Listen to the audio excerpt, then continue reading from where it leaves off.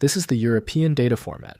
It stores medical time series data like sleep recordings or EEGs.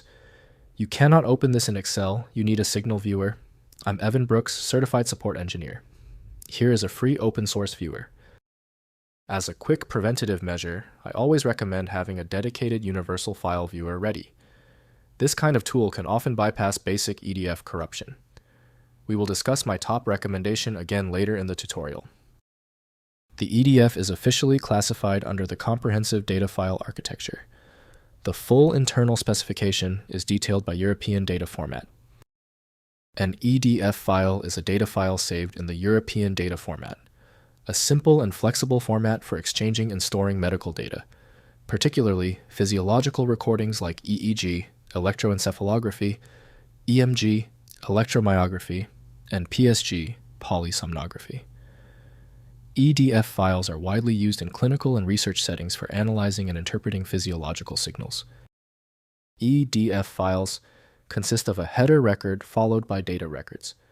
The header contains metadata such as patient information, recording parameters, and signal characteristics. Data records contain the actual physiological data, typically stored as integer values. EDF is designed for simplicity and interoperability, making it easy to exchange data between different software systems. The industry standard application for EDF is considered to be EGLAB from Swartz Center for Computational Neuroscience. Windows might mistakenly flag the file as corrupt without specialized context. Windows supports minimal insight into data files, so proper viewing depends on the target application. First, identify the creator. Determine if the file is a European data format, medical EG data, or an electronic document file.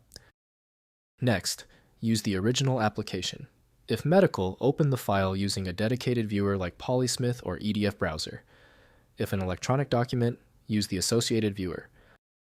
Finally, check for integrity. If medical data, ensure all header and record information is valid, or ask the data provider for a fresh export. If you found this useful, please share it on social media and ensure you subscribe for more. Files like this can be a learning curve, but you nailed it.